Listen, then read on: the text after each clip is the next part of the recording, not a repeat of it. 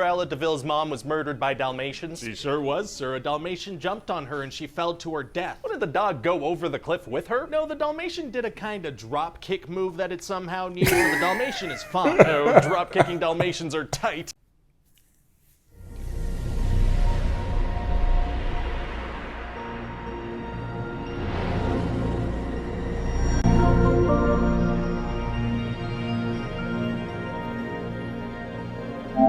What's going on, my golden people, and welcome back to PLC 85. Today we got a nice one. We got Cruella Pitch meeting. You know what? I've never seen the new movie just yet, so after I see this pitch meeting, I'll probably go check it out. I think it was supposed to be the reverse way around. I think I was supposed to watch the movie and then watch the pitch meeting, but hey, let's see the pitch meeting and let's watch the movie. I find when I watch the pitch meeting and then go watch the movie, I see some of the jokes a lot better. But anywho, if you're new, consider subscribing. What we do here is a lot of funny reaction videos, everything new with gaming, and we just like to have fun in this channel.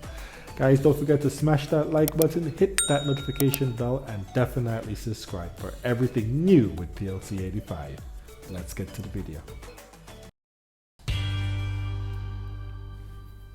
So, you have a movie for me? Yes, sir, Yes, I sir, do. I I was do. thinking we could do a Cruella DeVille origin story. The lady from 101 Dalmatians that wants to skin puppies? Yeah, how did she get to be the kind of person that wants to skin puppies, you know? Let's get to know her. I'd rather not. I don't want to do that. Well, we're gonna. How are we gonna make people want to watch this character's backstory knowing she turns into someone that wants puppy skin? We're gonna have her go up against the Baroness, who's so obviously evil that people are gonna root for Cruella by default. Oh, so by contrasting her with someone more evil, that makes her sympathetic? That's right. So technically, we could then make an origin movie for the Baroness. Sure, if we contrast her with somebody more evil, then we can make an origin movie for that villain. Oh, that's a very good point, sir. We could keep making origin movies like that all the way back until the dawn of time. Yeah, I mean, let's not exaggerate. We could probably stop at the dawn of time. Then again, they do say that time is a cruel mistress. Oh, that's a very good point. So we should probably do an origin story for time itself, yeah. Yeah, so maybe time had a rough childhood. Who's to say? Let's cash in. I love it. Anyway, so we're gonna meet Cruella as a little kid named Estella, right? And she was born with black and white hair split right down the middle. Why? Because the character's known for having black and white hair split right down the middle. That makes sense. And one day she's being kinda cruel, right? So her mom is like, hey, your name is Estella, not Cruella. Right. And that's how she got the name Cruella. Oh.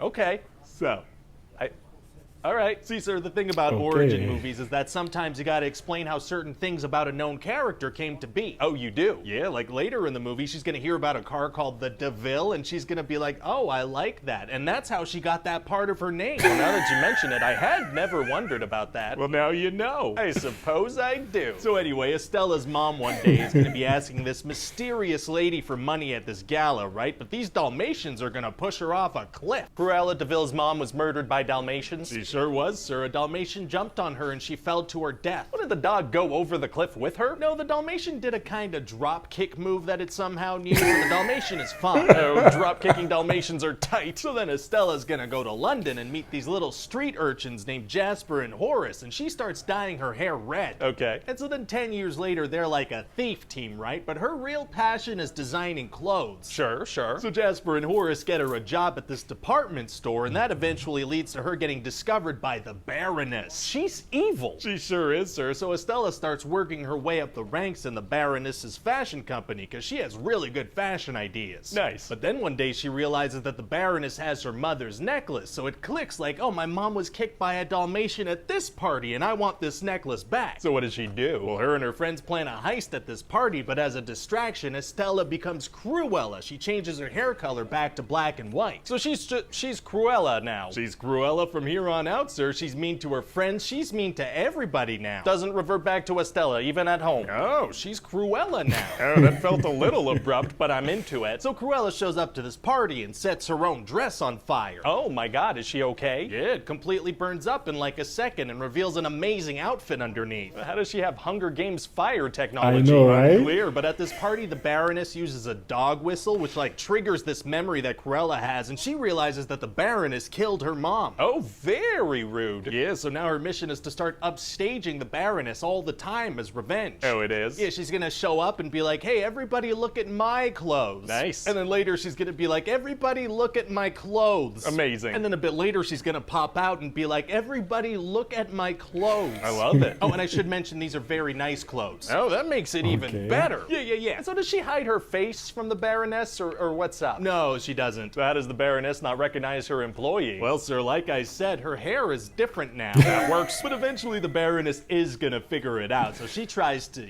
burn her alive. Oh my god. Yeah, but the valet is gonna save Cruella, and then he's gonna reveal that the Baroness is actually her biological mother. That's a thing that happens in movies, so it may as well happen in this one too. Oh, it's gonna. So then Cruella goes to this other big party that the Baroness is throwing, and she purposefully has the Baroness push her off a cliff. Oh, it's gonna be hard for her to survive being pushed off a cliff. Actually, it's gonna be super easy. Barely an inconvenience. Oh, really? Yeah, see, she designed her skirt to have a parachute inside of it. What, did she test that? I don't see how she would have, sir, but she's very good at designing clothes, so her whole plan was to hide a parachute inside her skirt and use it for the first time during a deadly fall. That's right, sir, and it works perfectly, because that's what I wrote here. Well, great. And then also her team had instructed everyone at the party to step outside behind her, and so hundreds of people saw the Baroness push Cruella. She didn't hear hundreds of people step outside behind her? She didn't, no, and luckily every single one of those people stayed perfectly quiet for some reason. Not a word was spoken. Oh, well, that worked out great. It sure did, sir. So then Cruella inherits the house and the Dalmatians and the fortune, and the Baroness gets arrested. Wow. And then in a mid-credit scene, we're gonna reveal that the Dalmatians actually had puppies. Oh, and so are these the puppies that Cruella wants to skin eventually? Oh, wait, no, I don't think Cruella would want to skin puppies, but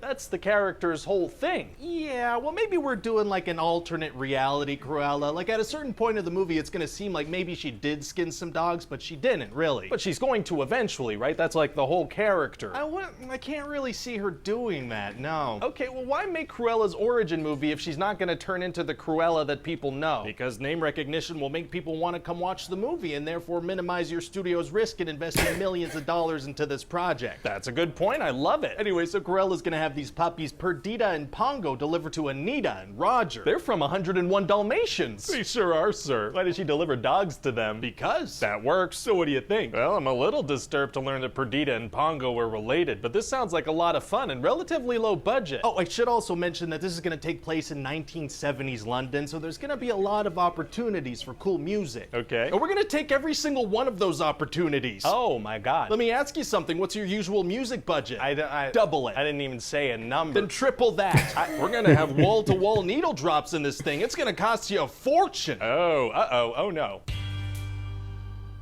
$2 million for that. Everybody, Ryan.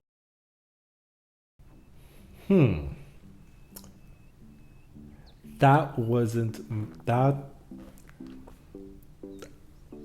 Guys, trigger warning. You know I'm honest, right? I didn't like that picture either.